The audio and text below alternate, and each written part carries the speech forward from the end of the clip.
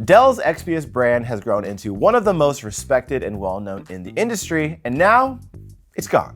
Or at least it will be very soon.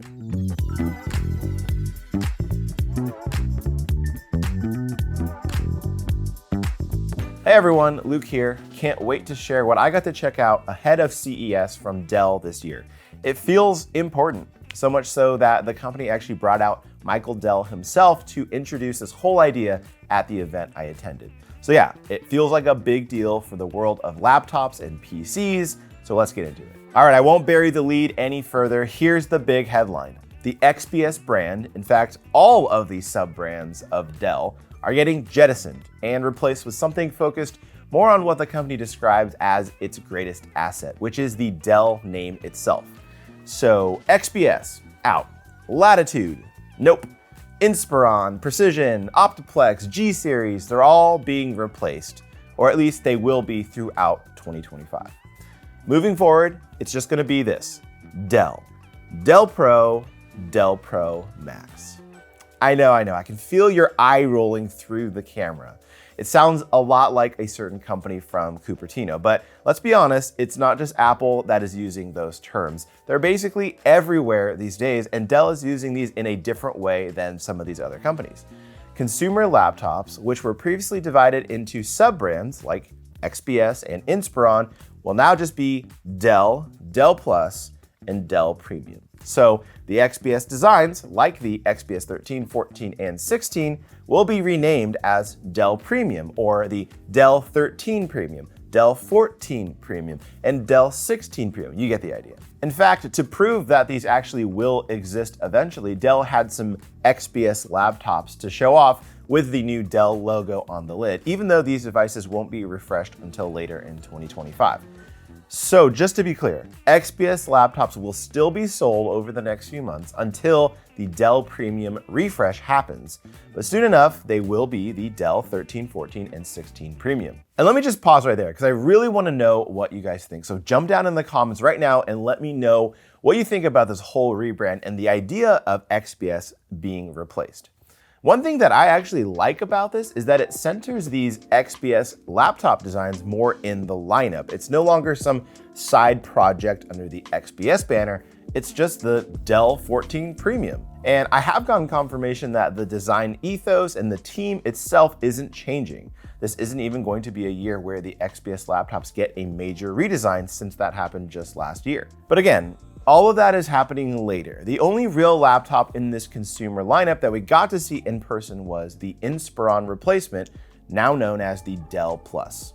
Dell 14 Plus and Dell 16 2-in-1 Plus are the two laptops in the lineup that we got to see, and certainly these are not drastic redesigns from the Inspirons of last year, but they do have some solid changes. The 16-inch Plus model comes with an option for a 600 nit mini LED panel with a 90 Hz refresh rate and QHD resolution, and it comes in a new color option.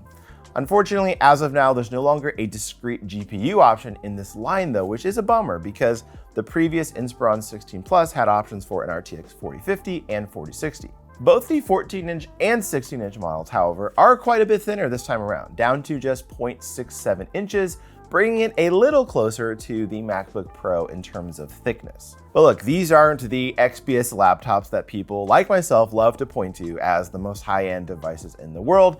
They're definitely more in the mid-tier, starting at $999 for the 2-in-1 models for both sizes, and are launching on February 18th. So all of that is just Dell, but the company did also have some Dell Pro laptops to show off. But remember, Dell isn't using the Pro term in the way the rest of the industry does, as set by products like the MacBook Pro. No. Here, the Pro in the name refers simply to commercial laptops, and in this case, as replacements for the Latitude brand. So the base Dell Pro laptops are just cheap business laptops, while the Dell Pro Premium ones look like the top of the line commercial laptops, even sporting features like a new 8-megapixel webcam and an option for a tandem OLED display. And then there's the Dell Pro Plus. I know, that one sits in between. So although the Dell Pro Premium laptops do look nice, you're likely only going to get one of these if you're issued one by your company's IT department. And lastly, you do have the Dell Pro Max line, which replaces the Precision workstations. These are the chunky guys built for performance above all else and use fully commercial parts. Again, not something the average consumer needs to even concern themselves with.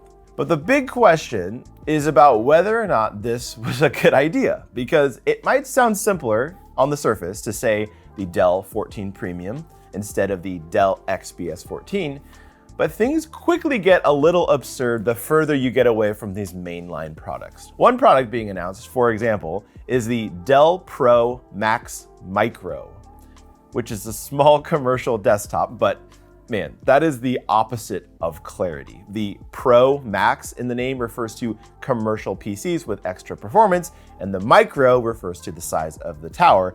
But yeah, having the word Max and Micro right next to each other in a product name is kind of insane. Because remember, trying to reduce the complexity of buying Dell products is the stated goal of this whole rebrand.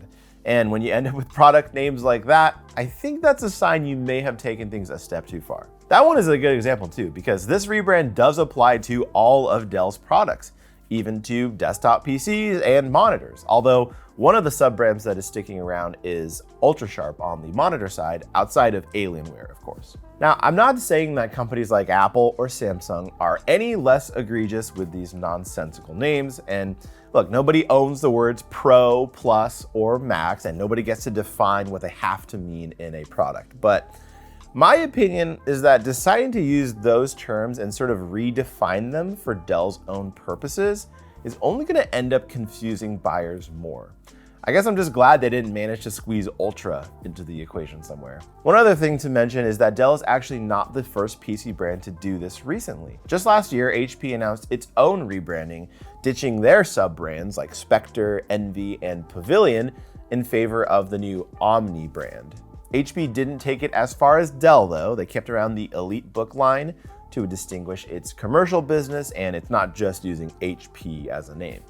Even Intel itself had its own renaming scheme put in place just last year, moving away from Core i5 and Core i7 to Core Ultra. There's no question the entire industry is moving in this direction. It kind of feels inevitable at this point, largely thanks to Apple's influence, but is it actually a good move for Dell, and is it actually helpful for shoppers? That's the big question. And that I am not so sure about. We'll have to wait and see until more products roll out and we start to get a feel for how these things play out. For now, let's pour one out for XPS, a brand that grew into a beloved commodity despite the fact that most people don't have a clue what the acronym actually stands for. All right, here's your time to chime in the comments below if you haven't already. Let me know what you think of the idea of simplifying Dell's lineup and replacing these sub-brands with terms like Pro, Plus, and Max. And buckle up, because I don't think this is going to be the last time we're going to see something like this happen.